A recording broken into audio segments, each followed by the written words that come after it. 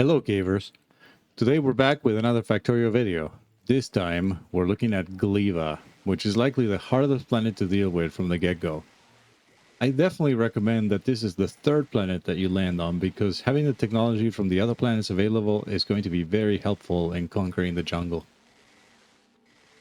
Gleba works completely differently from the other planets thus far, and industrializing it takes an understanding of the challenges involved.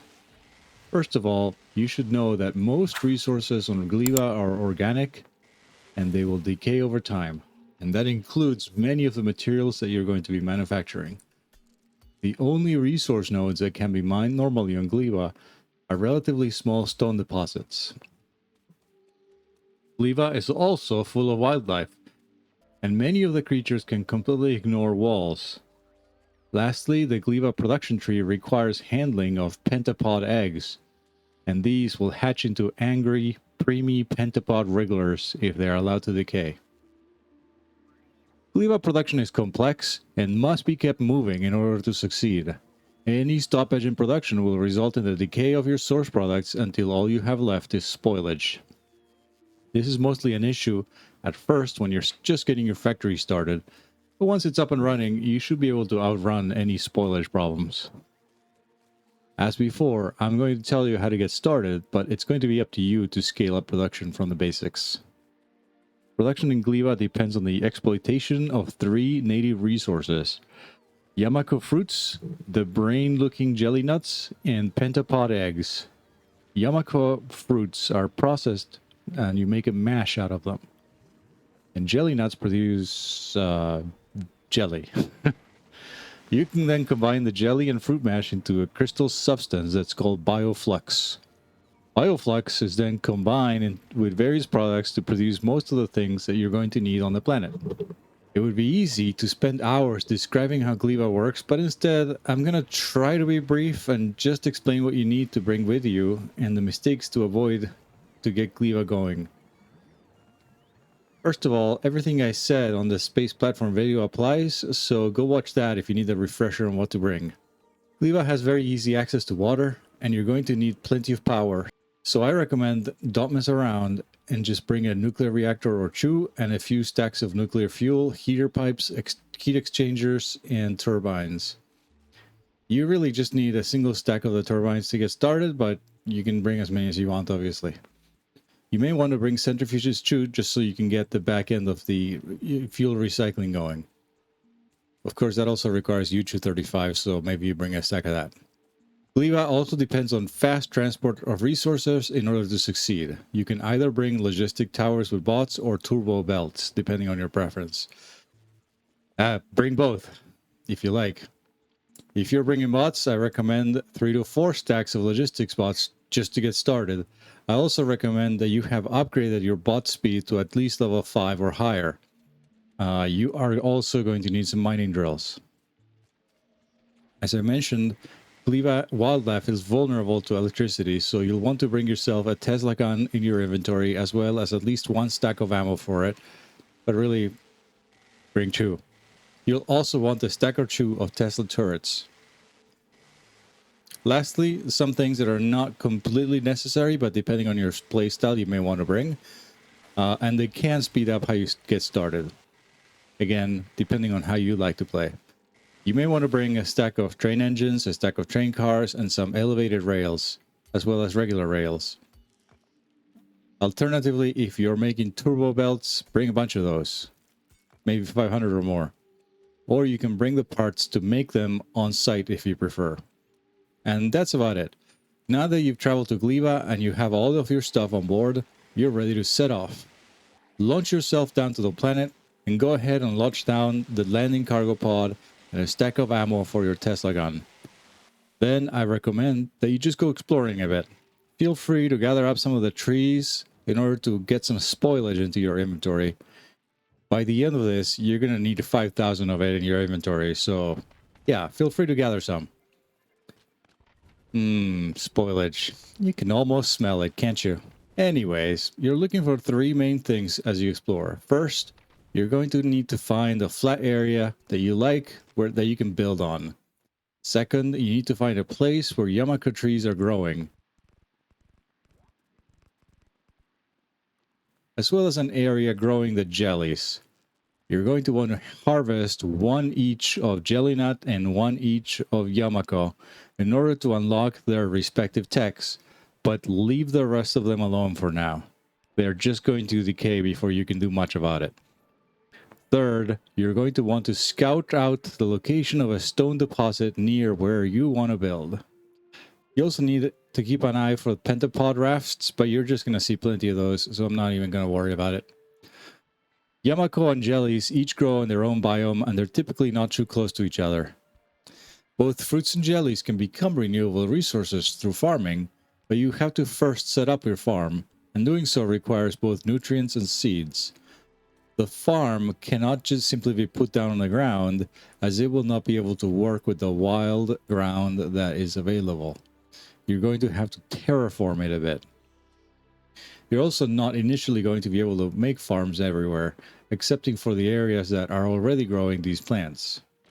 As you explore, you should find both iron and copper stromatolites scattered around. You can ignore the copper ones for now, although do mine one of them, but mining an iron stromatolite will unlock agriculture tech. Once you've found a flat area to build on, as well as a source of jellies and a source of yumako, go ahead and put down your cargo landing pad and bring down all of your stuff. You should now smelt 7 iron plates so that you can build a water pump.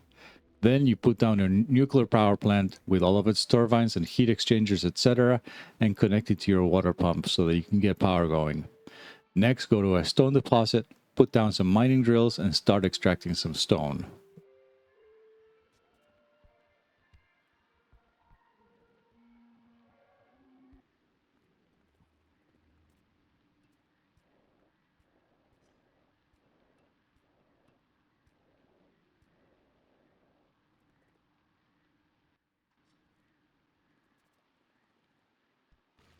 The next thing we're going to do is we'll put down a factory or an assembly machine if you prefer, and set it to make landfill with the stone that you're mining.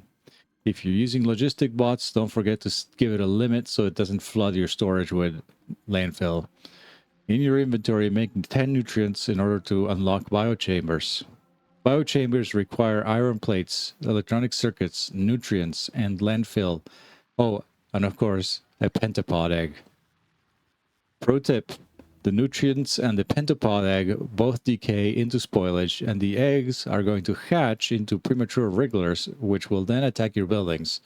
So you definitely want to have a turret or two near any storage where eggs are going to go. Biochambers have a crafting speed of 2 compared to the assembly machine 3's speed of 1.25. They also require nutrient in order to work, and they burn 500 kilowatts compared to the assembly machine 3's 388 kilowatts. If you're using nuclear power, each turbine supports roughly 11 biochambers. Generally, you're going to want to use biochambers when possible due to their higher crafting speed. The faster you're crafting, the more likely you are to avoid premature spoilage. Therefore, our first order of business is to unlock biochambers. The second thing you want to do is to unlock the artificial soil tech so that you can make renewable farming possible. In order to unlock that tech, you need to craft 500 nutrient, which is going to require 5,000 spoilage. You'll need to harvest most of this from the fungus trees that you see growing everywhere. The nutrient has a spoilage time of 5 minutes normally, but nutrient that's made from spoilage starts 50% spoil already because, it makes sense. So it really only lasts for 2.5 minutes. So ideally, we want to be ready to use it when we start building it. In order to make ourselves ready, put down some smelters and set them up to make iron plates, copper plates, and steel. We will source the copper and the iron from bacteria eventually, but for now you should just feed them manually from containers. Next, put down some assembly machines and set them up to make copper cable and electronic circuits. Next, set up a machine to make nutrients from spoilage, and another machine to make biochambers. You should plan to use nutrients that we're making initially to make biochambers, but don't start making the nutrients until you have all the other ingredients on hand. As we're planning on making 500 nutrients, you should plan to make 100 biochambers. That means that you're going to need 2,000 iron, 2,000 iron plates, 500 electronic circuits, and 100 landfill.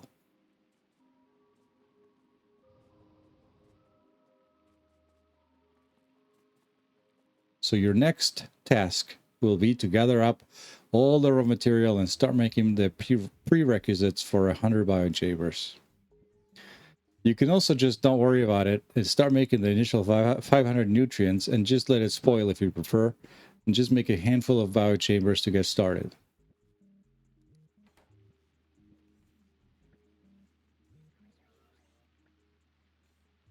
In any case, once you have all of your iron plates, landfill, and electronic circuits ready that you want to get started, seek out some egg rafts, destroy them and their gardens, and gather up some eggs. Keep in mind that pentapod eggs only last for 15 minutes without spoiling, so you likely don't want to gather 100 of them at once, because by the time you're done, you're probably going to start to see spoilage, just due to travel time. Instead, as you destroy the rafts, take the eggs back to your factory, feed them to your assembly machine. Once you have the eggs in your factory, you can start making nutrient from spoilage, and you'll start creating biochambers. In other words,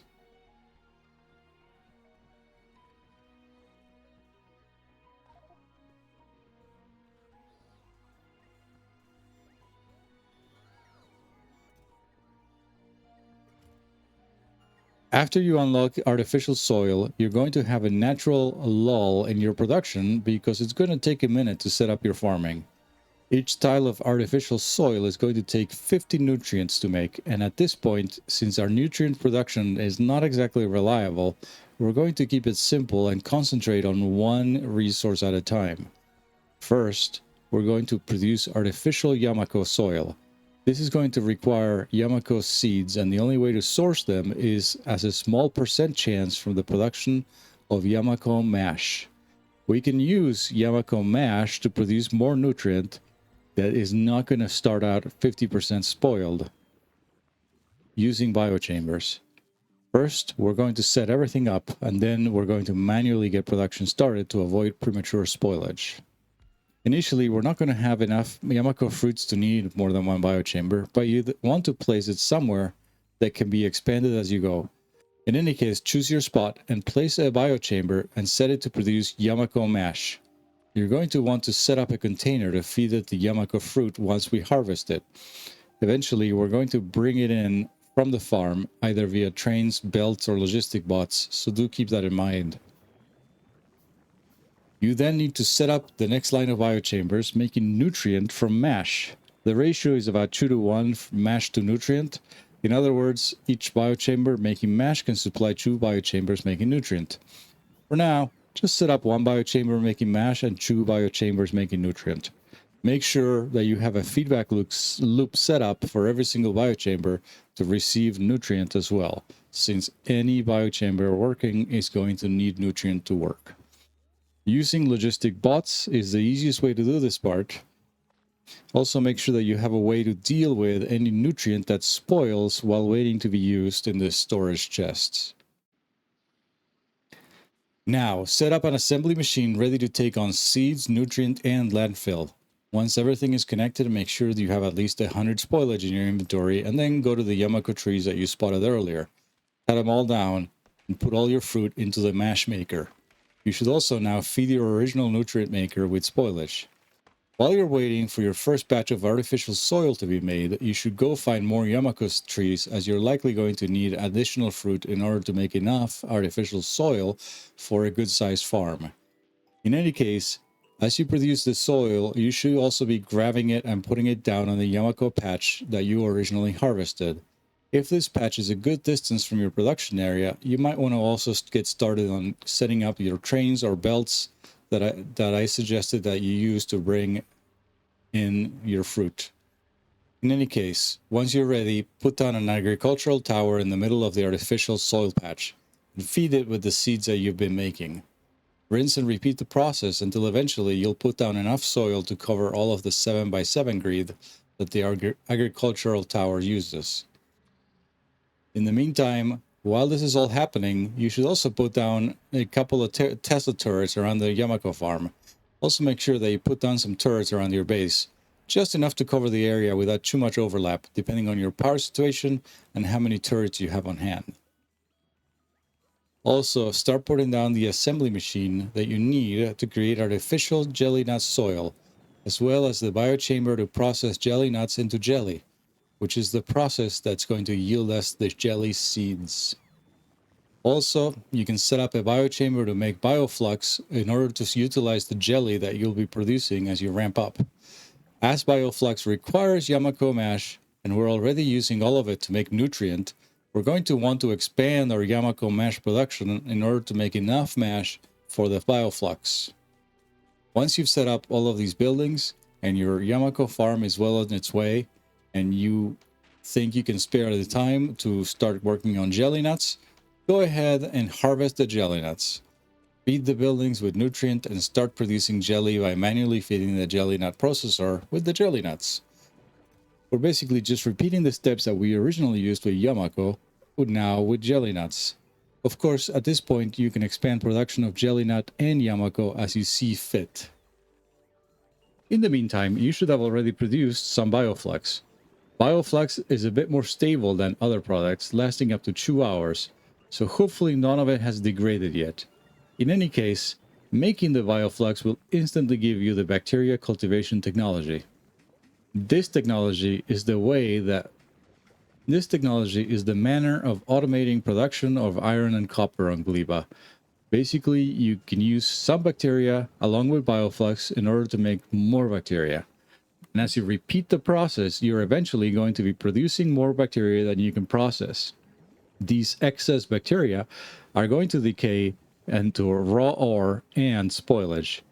You should set up one biochamber each for this process and then have the ore they produce fed into your smelters. Once you set up your metal production loops, you're going to want to think about automating creation of biochambers to facilitate expansion. Doing this requires automation of pentapod egg production, and that process will also be necessary for creation of the agricultural science packs. Just make sure that there are turrets around any storage that contains the eggs, and you should be okay with the occasional mishap. In any case, you should be getting the hang of using the biochambers by now. Set up a few to create pentapod eggs, and once you have them going, you can feed the excess into the biochamber production. After producing 25 bioflux, the bioflux processing technology will unlock. This tech is the key to production of plastic, rocket fuel, lubricant, and sulfur on Gleba, and that in turn is going to allow you to make rocket silo parts or rocket parts. When you unlock this technology, now is a good time to send your space platform back to Navius and retrieve the material you need to make yourself a rocket silo on Gleba. You can also just wait and manufacture all of that stuff on Gleba, but I'm just telling you, it's going to be faster if you go get it with your space platform. In the meantime, you should set up a biochamber making plastic and rocket fuel. You can also make a lubricant if you wish and make the engines that you need for rocket silos that way, but I think it's easier to just ship it to them from Gleba, as I mentioned. After crafting the 100 bioflux, the agricultural science pack will unlock. Unlike the other science packs, the agricultural science pack decays over 1 hour, so you'll want to ensure that once you start creating it, you have a space platform dedicated to hauling it back to Navius for research. In any case, you should already be producing eggs that you were using to make biochambers. You can either switch their production over from science to science pack production if you don't want to make any additional biochambers at this point, or you can ramp up your egg production in order to accommodate the science packs. At this point, your production on Gleba should be humming along as you've probably mastered all of the basics needed to survive on Gleba. This is probably around the time that you should start thinking about the fact that the stompers you've been dealing with are small stompers. Anyways, I hope you enjoy the guide, and I'll catch you on the next one. Bye.